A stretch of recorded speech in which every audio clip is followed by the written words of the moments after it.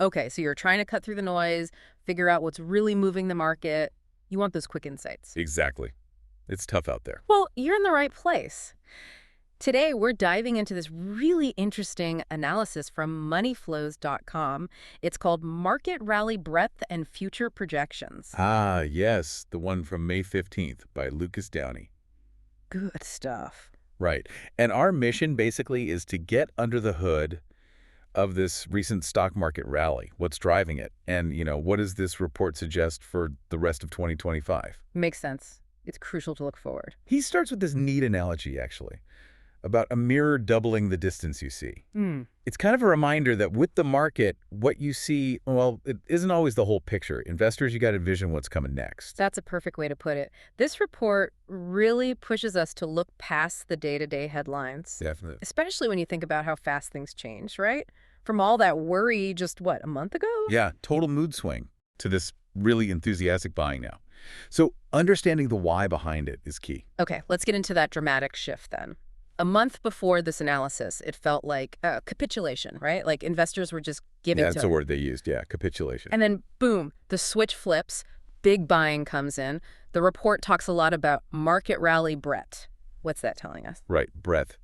So it's essentially about how many stocks are participating in the rally. Is it Mhm. just a few big tech names, or is it broader? Okay. A really broad rally, with lots of different stocks, different sectors joining in.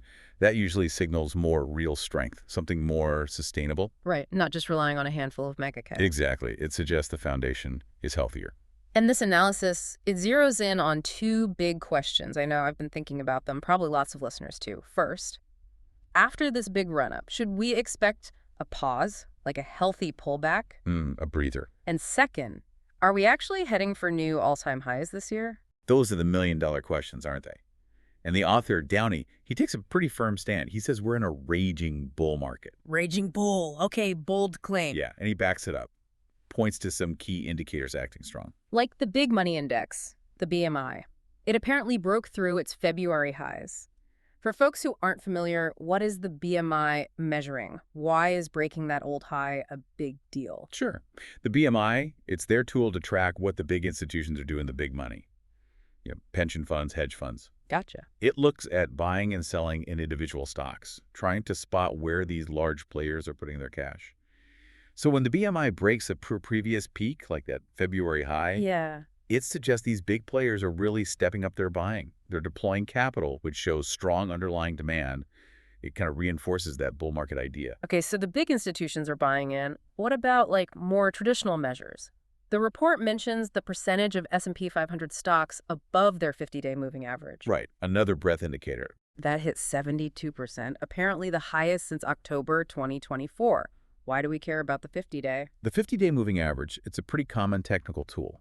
It smooths out the recent price action, shows the short-term trend. Okay. So when you see a high percentage, like 72%, of stocks above that average in a big index like the S&P 500, it just confirms that the positive momentum is widespread. It's not just a few stocks carrying the load. So strength across the board. Pretty much, yeah. Yeah. It underlines the breadth we were talking about. Though it's worth remembering, even in strong rallies, you can dip below that temporarily. It's normal ebb and flow. Right, right. So, okay, we've got this picture. Strong rally, broad participation.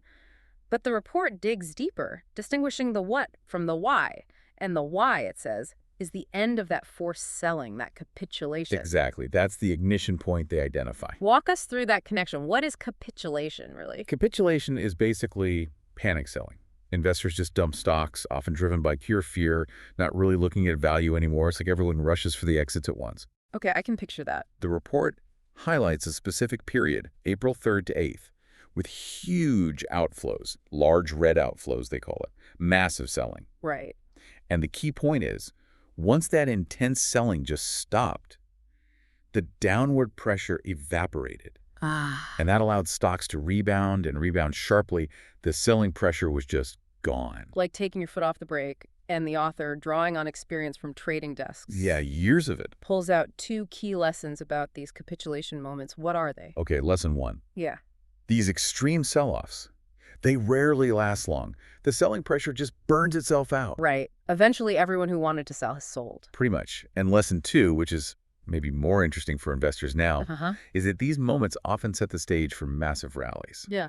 Rallies that surprise most people, crowd-stunning rallies, he calls them, because everyone's still so focused on the negativity. Crowd stunning. I like that. And does history back this up? The report has data on performance after these big outflows, right? It does, and it's pretty compelling. They looked at times when daily equity outflows topped $600 million. Okay. And historically, the S&P 500, the mid-cap 400, even the small-cap 600, they tended to show really strong market-beating returns 3, 6, and 12 months later. Wow. So history says these sell-offs can be good buying opportunities, Yeah. statistically speaking. That's what the historical precedent strongly suggests, yes. Okay, but let's be real. After such a fast run-up, the report does say the market might be near-term overbought, maybe due for a healthy giveback. Right, and that's totally normal. Markets don't go straight up, even bull markets. So a pause wouldn't be surprising. Not at all. After a big, quick gain like we saw, it's natural for things to cool off a bit. Some profit-taking, maybe. It lets the market kind of digest the move before potentially going higher. It can actually be healthy. Okay, healthy digestion. Yeah. But then, the analysis brings up something super rare, a signal that suggests new highs are actually still likely. This got my attention. What's so rare about it? Yeah, this is fascinating.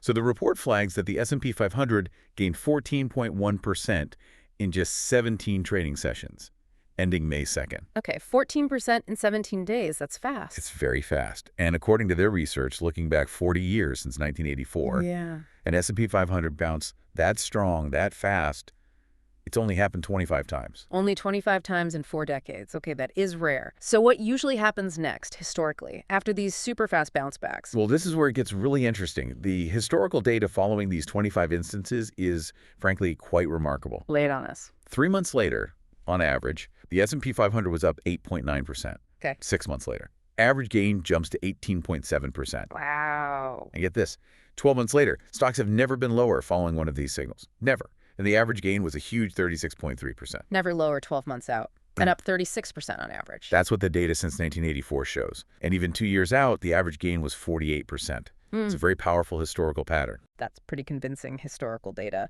But, the report also mentions the murky market environment, trade war headlines changing daily, all that uncertainty. How do we square that with these bullish signals? That's the challenge, isn't it? Yeah. And it goes back to that mirror analogy from the start. Looking beyond the surface. Exactly. The advice here is don't get too caught up in the day-to-day noise, the headlines. Focus on the underlying trends like breadth, money flows, and these historical patterns. So try to visualize tomorrow, as they put it. Right. Right. The author specifically cautions against staying too defensive just because of short-term worries.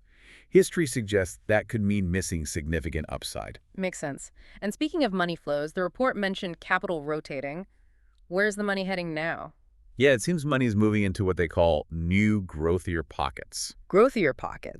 Specifically, they're seeing increased flows into technology, consumer discretionary, industrials, and financials. Okay, tech, discretionary, industrials, financial. So the big institutions are placing bets there. That's what the flow data suggests, yeah. They're likely positioning for better growth in those areas. And lastly, there is a quick mention of an Outlier 20 report from moneyflows.com. What's the gist of that? So the Outlier 20, it's basically their list of the top 20 stocks that are seeing the strongest buying from institutional investors based on their tracking. The stocks the big money loves most right now. Kind of, yeah. The idea is these might be the stocks with the biggest potential upside. Of course, they note that the daily data and the specific picks are for their PRO members. Got it. Okay, so let's try and wrap this up. Pulling it all together from this money flows analysis, this recent rally, looks like it kicked off when that intense selling, that capitulation, finally stopped. Seems to be the trigger, yes. And while we might see a pause, a bit of a pullback near term, Which is perfectly normal. there's this really compelling, rare historical signal suggesting much more upside. New highs for the S&P 500 potentially in the coming months. Based on those past 25 instances, yeah. The odds look good historically. And that outlook is kind of bolstered by seeing money flow into those specific growth areas: tech, discretionary, industrials, financials. That's a great summary. The core message seems to be, yes, be aware of the current choppiness, but don't lose sight of the bigger picture, the historical context, and where the smart money seems to be heading. Right. So that leaves us with a final thought for you, the listener, to chew on. Knowing that money is flowing into tech, discretionary industrials, and financials, how does that shape your view of potential opportunities? Good question. And does that historical data, that track record after those super fast rebounds, give you enough confidence to stay, well, maybe optimistic, even with all the current uncertainty? Something to definitely think about as we navigate the rest of 2025.